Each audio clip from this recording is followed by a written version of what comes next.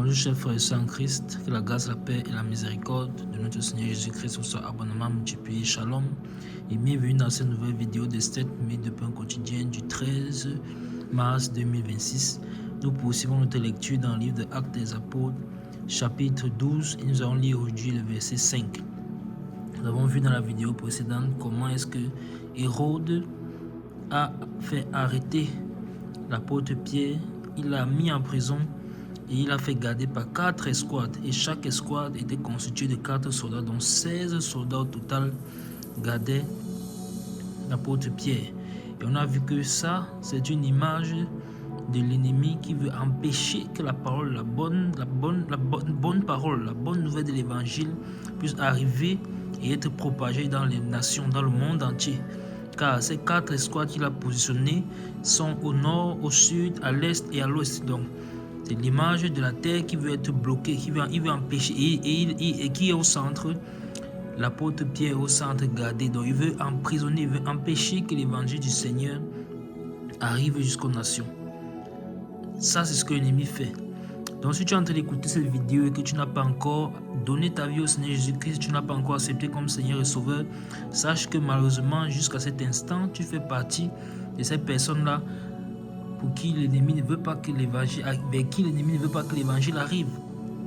Comprends donc qu'il y a un combat spirituel et ressaisis-toi et accepte le Seigneur. Répands-toi de ta vie passée, répands-toi de tes péchés et accepte le Seigneur Jésus-Christ comme Seigneur et Sauveur dans ta vie. Il te donnera son esprit qui est le gage de la vie éternelle. Et en te faisant baptiser, en entendant les eaux du baptême, tu pourras marcher en nouveauté de vie. Plus selon le train de ce monde, mais selon la direction que le Saint-Esprit donnera à ta vie. Le temps est court, alors ne tarde plus. Donc, voilà ce que nous avons vu dans la vidéo précédente. L'apôtre Pierre est gardé donc par cette escouade. Et on s'est posé la question, que va faire l'Église? Est-ce que l'Église, quelle sera la réaction de l'Église? Puisque avant que l'apôtre Pierre ne soit arrêté, et ce n'est pas sa première arrestation, juste avant lui, Hérode, une fois de plus, a fait périr Jacques, le frère de Jean, l'un des fils de Zébédée. Même si on avait vu que tout ceci était à cause du fait que ils avaient demandé tous les deux au Seigneur d'être assis à sa gauche et à sa droite. Et la prophétie est sortie les concernant. Est-ce que vous pouvez supporter boire la coupe que je vais boire? Est-ce que vous pouvez être baptisé du baptême dont je serai baptisé? Ils ont dit oui. Ils ont accepté cela. Et qu'est-ce qui s'est passé? Le Seigneur dit, il est vrai que vous buvez la coupe dont je vais boire et que vous serez baptisé du baptême dont je serai baptisé. Donc eux aussi périront par l'épée, c'est-à-dire à cause de la parole. Et c'est effectivement de cette manière que Jacques a été tué. Et Pierre donc qui est arrêté, il est aussi arrêté à cause de la parole. L'ennemi ne veut pas que la bonne nouvelle de l'évangile soit répandue au travers du monde entier. Souvenez-vous que c'est également un autre roi, toujours nommé Hérode, qui, lorsqu'il a appris que le roi d'Israël est venu, a fait tuer tous les enfants de 2 ans et en dessous parce qu'il ne voulait pas entendre parler du roi d'Israël. Et Rama a donc pleuré ses enfants. On entend des pleurs, des cris à Rama. Rachel pleure ses enfants. Vous vous souvenez de cette prophétie? Donc, aujourd'hui nous allons lire le verset 5, puisque nous nous sommes posé la question, qu'est-ce que va faire l'Église? Lisons le verset 5, un verset clé dans la vie de chaque chrétien et dans la vie de l'Église. Le verset 5 dit, Pierre donc était gardé dans la prison. Et l'Église ne cessait d'adresser pour lui des prières à Dieu. Amen. Et l'Église ne cessait d'adresser pour lui des prières à Dieu. Amen.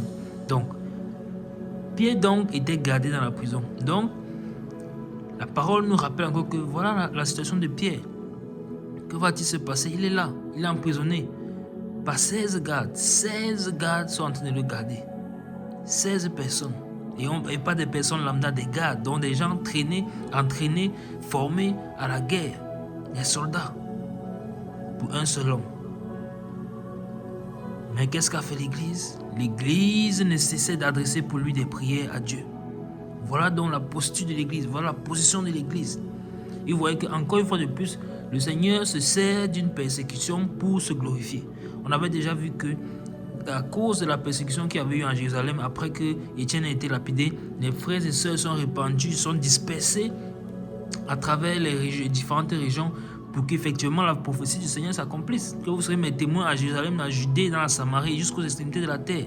Et c'est donc, s'étant dispersés comme ça, que certains parmi eux sont arrivés à Antioche, où le Saint-Esprit s'est glorifié, de telle façon que c'est là-bas à Antioche que, pour la première fois, les disciples ont été appelés chrétiens. Ils ont commencé à annoncer l'évangile aux Grecs, et les Grecs ont accepté. Les Grecs ont cru au Seigneur, ils ont accepté la bonne nouvelle de l'évangile, ils ont accepté le Seigneur Jésus-Christ. Encore une fois de plus ici, qu'est-ce qui se passe? Après que Jacques ait été tué par Hérode, Pierre est maintenant aussi arrêté. Et cette fois-ci, l'église se lève en prière. Ils ne vont plus laisser quelque chose comme ça se produire. Ils ne vont plus laisser qu'un apôtre parte comme ça avant son temps. Ils ne vont plus laisser qu'une colonne tombe. Non, non, non, non, non.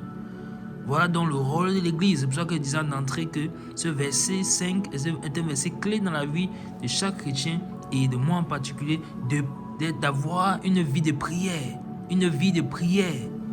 Une vie de prière. Car on comprend donc que le combat n'est pas physique. Nous ne combattons pas contre la chair et le sang, mais contre les principautés dans les lieux célestes. Pourquoi? Parce que Pierre est gardé par 16 soldats. Mais l'église qui est dans un autre endroit, non, ils ne sont même pas à la prison, ils sont dans un autre endroit, mais en train de prier.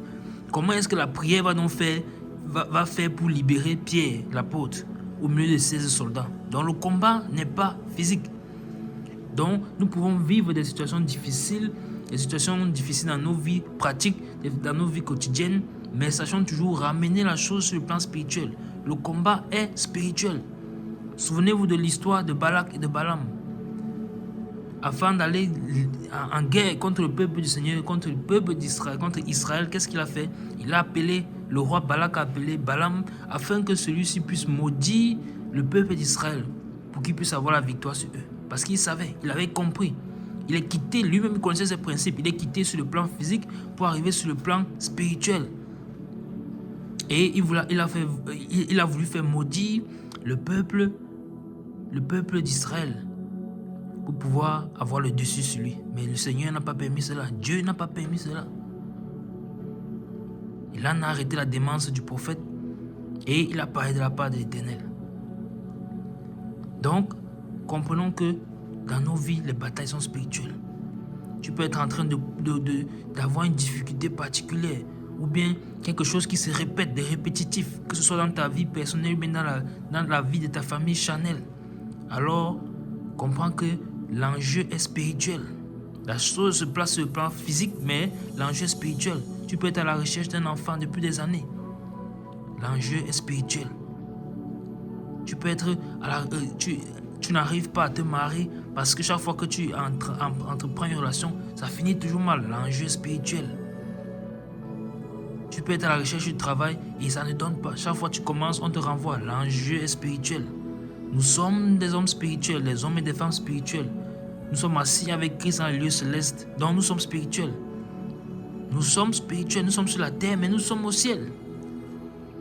Et donc comprenons que les choses sont spirituelles. Et donc, l'église a fait quoi? L'église ne cessait d'adresser pour lui des prières à Dieu. Donc, l'église était dans l'intercession. Donc, je rappelle encore une fois de plus que la vie pratique d'un chrétien doit être